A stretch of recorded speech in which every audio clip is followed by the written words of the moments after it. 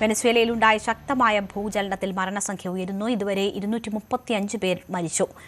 4300-ലേറെ പേർക്ക് പരിക്കേറ്റിട്ടുണ്ട്. 10,000-കണക്കിന് ആളുകളാണ് കെട്ടിടാവശിഷ്ടങ്ങൾക്കിടയിൽ കുടുങ്ങിക്കിടക്കുന്നത്.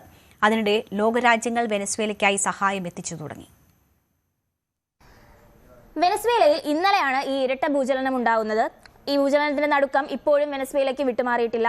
250ഓളം കെട്ടിടങ്ങൾ തകർന്നു വീഴുന്ന ഒരു സാഹചര്യം ഉണ്ടായിരുന്നു. വീടുകളൊക്കെ തകർന്നതോടെ ആളുകളൊക്കെ തെരുവിൽ കഴിയേണ്ടി വരുന്ന ഒരു സാഹചര്യം ഉണ്ടായിരുന്നു. കാരക്കാസിലെ തകർന്ന കെട്ടിടാവശിഷ്ടങ്ങളിൽ നിന്നും 21 പേരെ രക്ഷിക്കാനായി 11 മൃതദേഹങ്ങളും അവിടെ നിന്നും കണ്ടെടുത്തിട്ടുണ്ട്. US ജിയോളജിക്കൽ സർവേ പ്രകാരം ആദ്യ ഭൂചലനം 7.2 തീവ്രതയിലും രണ്ടാം ഭൂചലനം 7.5 തീവ്രതയും രേഖപ്പെടുത്തി. ഈ ഭൂകമ്പത്തിന്റെ ആഘാതം വെനസ്വേലൻ അതിർത്തിയും കഴിഞ്ഞ് ആമസോൺ മേഖല വരെ അനുഭവപ്പെട്ടു.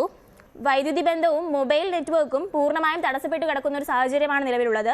Russia, China, UK, US, Mexico തുടങ്ങി ലോക രാജ്യങ്ങൾ വെനസ്വേലയ്ക്ക് സഹായവുമായി മുന്നോട്ട് വന്നിട്ടുണ്ട്. 2 ചൈനീസ് വംശകരും 2 ബ്രസീലിയൻസും മരണപ്പെട്ടവരിൽ ഉൾപ്പെടുന്നു. കെട്ടിടങ്ങൾക്കിടയിൽ നിന്നും ഒരു പിഞ്ചു കുഞ്ഞിനെ രക്ഷപ്പെടുത്താനായി എന്ന ആശ്വാസ വാർത്തയും നിലവിൽ വരുന്നുണ്ട്. ദുരിതാശ്വാസ പ്രവർത്തനങ്ങൾക്കായി അമേരിക്ക $150 മില്യൺ ധനസഹായം പ്രഖ്യാപിച്ചിട്ടുണ്ട്. ഇതുകൂടാതെ കപ്പൽ വഴിയും വിമാനം വഴിയും മറ്റു തരത്തിലുള്ള സഹായങ്ങളും വെനസ്വേലയ്ക്ക് എത്തിക്കുമെന്നും അമേരിക്ക ഉറപ്പ് നൽകിയിട്ടുണ്ട്. ഇപ്പോൾ എന്തായാലും പരമാവധി ആളുകളെ രക്ഷപ്പെടുത്താനുള്ള ശ്രമത്തിലാണ് രക്ഷാപ്രവർത്തകർ.